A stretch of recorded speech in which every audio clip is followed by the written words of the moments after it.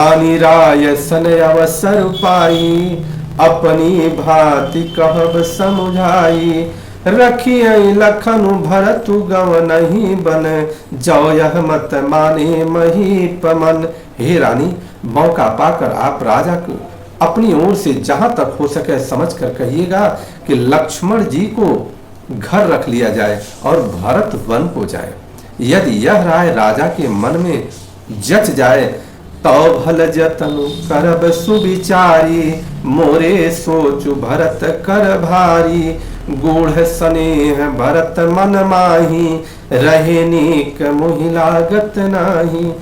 तो भली भांति खूब विचार कर ऐसा यत्न करें, मुझे भरत का अत्यधिक सोच है। भरत के मन में गूढ़ प्रेम है, उनके घर रहने में मुझे भलाई नहीं जान पड़ती। और भरत जब राम के साथ वन में जाएगा तभी उसकी भलाई हो सकती है। लखी स्वभाव सुनि सरल सुबानी, सब भई मगन करुण रस रानी। नभ प्रसून झरि धन्य धन्य धुनि, शिथिल स्नेह सिद्ध जोगी मुनि। कौशल्या जी का स्वभाव देखकर और उनकी सरल और उत्तम वाणी को सुनकर सब रानियां करुण रस में निमग्न हो गईं। आकाश से पुष्प वर्षा की झड़ी लग गई। धन्य धन्य की ध्वनि होने लगी। सिद्ध योगी और मुनि स्नेह से शिथिल हो गए। सबुर निवासु बिथक लखी रहूं, तब धरि धीर सुमित्रा कहूं। देवी दंड जुग जामिनी बीती, राम मातु सुनि उठी सप्रीति। सारा रनिवास देखकर थकित रह गया। तब सुमित्रा जी ने धीरज धर के कहा कि हे देवी, 2 घड़ी रात बीत गई है। यह सुनकर श्री राम जी की माता कौशल्या जी प्रेम पूर्वक उठी। बेगी पाऊं धारी उथलई, कह स्नेह सती भाय। हमरे तो अब इस गति, कै मिथिलेश सहाय। और प्रेम सहित सद्भाव से बोली, अब आप शीघ्र डेरे को पधारिए। माता कौशल्या जी सुनैना जी से कहती हैं कि अब आप अपने डेरे को पधारिए, हमारे तो अब ईश्वर ही गति हैं अथवा मिथिलेश्वर जनक जी सहायक है। लखि स्नेह सुनि वचन विनीता, जनक प्रिया गह पाय पुनीता। देवी उचित यसी विनय तुम्हारी, दशरथ घर निराम महतारी। कौशल्या जी के प्रेम को देखकर और उनके विनम्र वचनों को सुनकर जनक जी की प्रिय पत्नी ने उनके पवित्र चरण पकड़ लिए और कहा, हे देवी, आप राजा दशरथ जी की रानी और श्री राम की माता हैं। आपकी ऐसी नम्रता उचित ही है। ऐसे महान लोगों की जो माता होगी, ऐसे महान लोगों के जो पुत्र होगी, और उनकी जो है नम्रता इसी प्रकार की होगी। प्रभु अपने नीचहु आदरहि, अग्नि धूम गिर सिर तिनु धरहि। सेवक राउ करम मन बानी, सदा सहाय महेशु भवानी। प्रभु अपने नीच जनों का भी आदर करते हैं। अग्नि धुएं को और पर्वत तृण को अपने सिर पर धारण करते हैं। हमारे राजा तो कर्म मन और वाणी से आपके सेवक हैं और सदा सहायक तो श्री महादेव पार्वती जी हैं। रौरे अंग जोग जग को है, दीप सहायक दिन कर सो है। राम जाई बनु करी सुर काजू, अचल अवधपुर करी है राजू। आपका सहायक होने योग्य जगत में कौन है? दीपक सूर्य की सहायता करने जाकर कहीं शोभा पा सकता है? श्री रामचंद्र जी वन में जाकर देवताओं का कार्य करके अवधपुरी में अचल राज्य करेंगे। देखिए, यहाँ पर माता सुनैना जी ने पहले ही संकेत दे दिया कि प्रभु श्री रामचंद्र जी अयोध्या को लौटने वाले नहीं हैं। वो जाएंगे, देवताओं के कार्य को करेंगे और अवधपुर में अचल राज्य करेंगे। जगह जगह पर यह संकेत जितने भी विद्वत और सिद्ध जन हैं उनको पहले से ही पता है कि क्या होने वाला है। अमर नाग नर राम बाहुबल, सुख बसी हैं अपने अपने थल। यह सब जाग बलिक कहीं राखा, देवी न होई सुधा मुनि भाषा। देवता, नाग और मनुष्य सब श्री रामचंद्र जी की भुजाओं के बल पर अपने अपने स्थानों में सुख पूर्वक बसेंगे। यह सब याज्ञवल्क्य मुनि ने पहले ही से कह रखा है। हे देवी, मुनि का कथन व्यर्थ नहीं हो सकता। अस कहीं पग परिपेमयति सियहि विनय सुनाई, अस्य समेत सिय मातु तब चली सुआय सुपाई। ऐसा कहकर बड़े प्रेम से पैरों पड़कर सीता जी के लिए विनती करके और सुंदर आज्ञा पाकर तब सीता जी समेत सीता जी की माता डेरे को चली।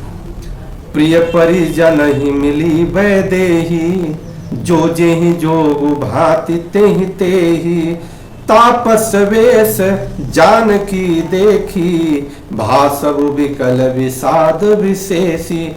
जानकी जी अपने प्यारे कुटुंबियों से जो जिस योग्य था उससे उसी प्रकार से मिली। जानकी जी को तपस्विनी के वेश में देखकर सभी शोक से अत्यंत व्याकुल हो गए। जनक राम गुर आय सुपाई, चले थल हिसिय देखी आई, लीन्ही लायुर जनक जानकी, पाहुनि पावन प्रेम प्राण की। जनक जी श्री रामचंद्र जी के गुरु वशिष्ठ जी की आज्ञा पाकर डेरे को चले और आकर उन्होंने सीता जी को देखा। जनक जी ने अपने पवित्र प्रेम और प्राणों की पाहुनी जानकी को हृदय से लगा लिया। उड़ऊ मगेऊ अम्बुधि अनुरागो, भयऊ भूप मनु मनहु पयागो, सिय स्नेह बटु बाढ़त जोहा, तापर राम प्रेम शिशु सोहा। उनके हृदय में प्रेम का समुद्र उमड़ पड़ा। राजा का मन मानो प्रयाग हो गया। उस समुद्र के अंदर उन्होंने सीता जी के स्नेह रूपी अक्षय बट को बढ़ते हुए देखा।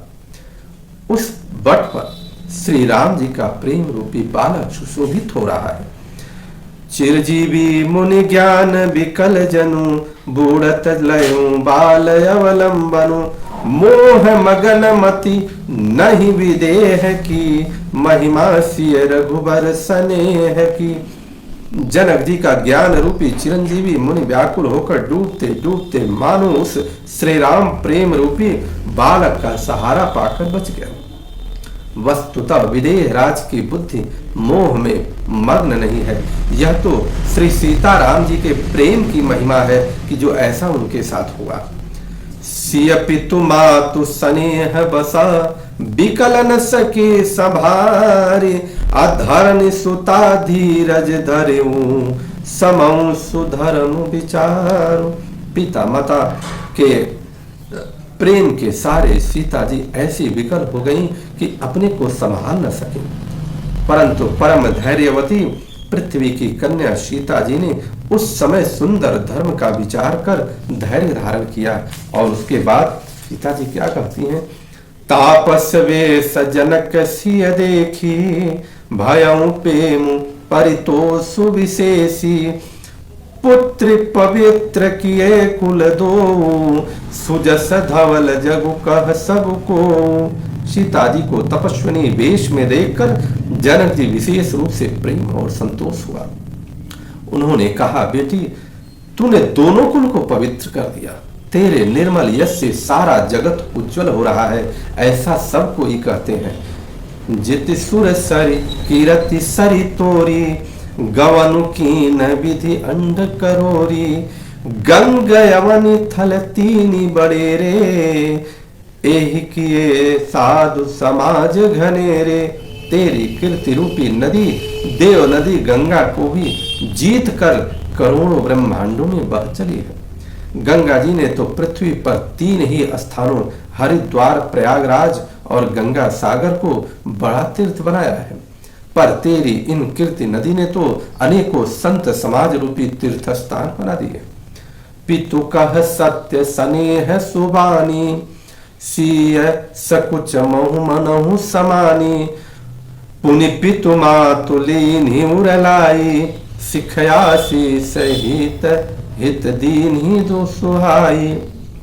पिता जनक जी ने तो स्नेह से सच्ची सुंदर वाणी कही, परंतु अपनी बड़ाई सुनकर सीता जी मानो संकोच में समा गई।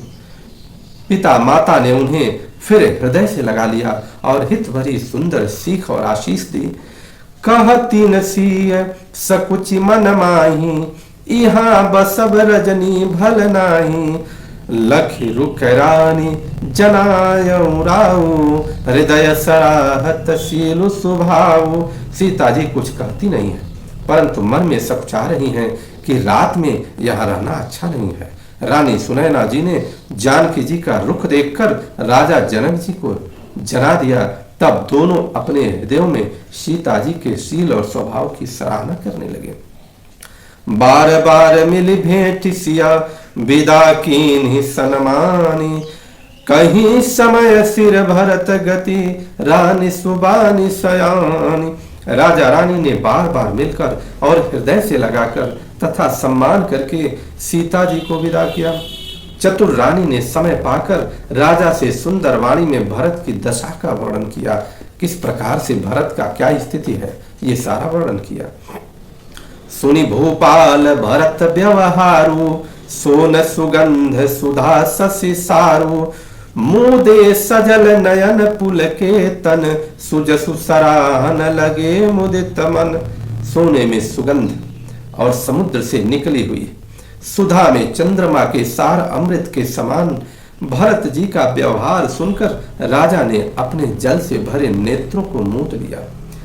भरत जी के प्रेम में मानो ध्यानस्थ हो गए। वे शरीर से पुलकित हो गए और मन में आनंदित होकर भरत जी के सुंदर यश की सराहना करने लगे। सावधान सुन सुमुखी सुलोचनी, भरत कथा भवबंध विमोचनी। धर्म राजन ब्रह्म विचारु, इहा जथा मति मोर प्रचारु। हे सुमुखी, हे सुनोनी, सावधान होकर सुनो। भरत जी की कथा संसार के बंधन से छुड़ाने वाली है। धर्म, राजनीति और ब्रह्म विचार, इन तीनों विषयों में अपनी बुद्धि के अनुसार मेरी जो थोड़ी बहुत गति है, अर्थात उसके संबंध में जो मैं कुछ जानता हूं, सोमति मोरी भरत महिमाही। कहे काह छली छुअति न छाही, विधि गणपति अहिपति शिव सारद। कवि कोविद बुध बुद्धि विशारद। वह धर्म, राजनीति और ब्रह्म ज्ञान में प्रवेश रखने वाली मेरी बुद्धि भरत जी की महिमा का वर्णन तो क्या करें, छल करके भी उसकी छाया तक को नहीं छू सकती। ब्रह्मा जी, गणेश जी, शेष जी, महादेव जी, सरस्वती जी, कवि, ज्ञानी, पंडित और बुद्धिमान भारत चरित कीरत करतूति। धर्मशील गुण विमल विभूति, समुझत सुनत सुखद सब काहू। सुचि सुर सरि रुचि निदरन सुधाहू। सब किसी को भरत के चरित्र, कीर्ति करनी, धर्मशील गुण और निर्मल ऐश्वर्य समझने में और सुनने में सुख देने वाले हैं। और पवित्रता में गंगा जी का तथा स्वाद में अमृत का भी तिरस्कार करने वाले हैं। निर्वधि गुण निरुपम पुरुषो, भरत भरत समझानी। कहीं सुमेरु की शेर सम, कवि कुलमति सकुचानी।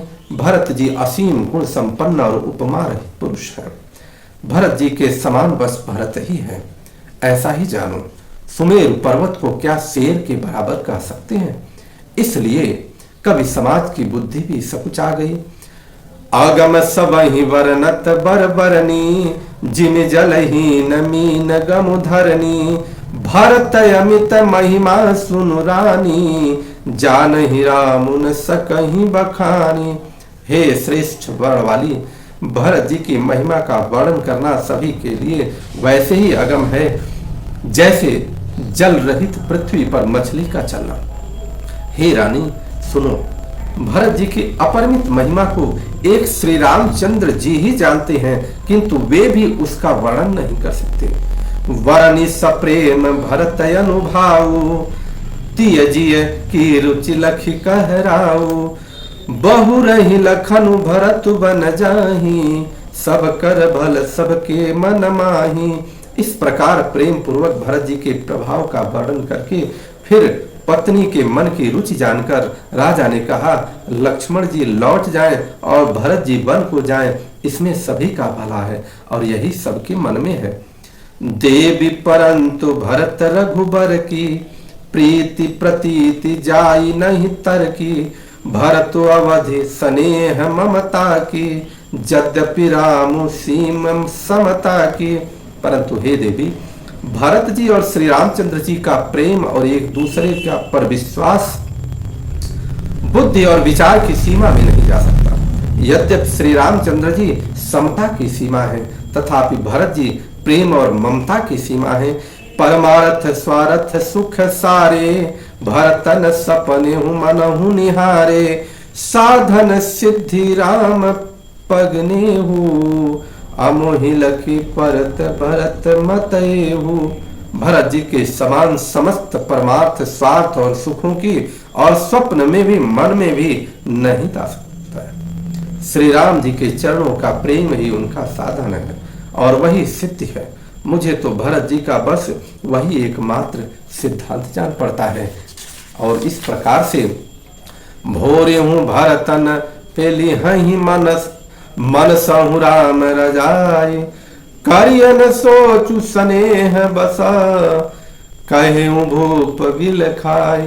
राजा ने बिलख कर प्रेम से गदगद होकर के कहा कि भरत जी भूल कर भी श्री रामचंद्र जी की आज्ञा के मन से भी नहीं टालेंगे, अतः स्नेह के वश होकर चिंता नहीं करनी चाहिए।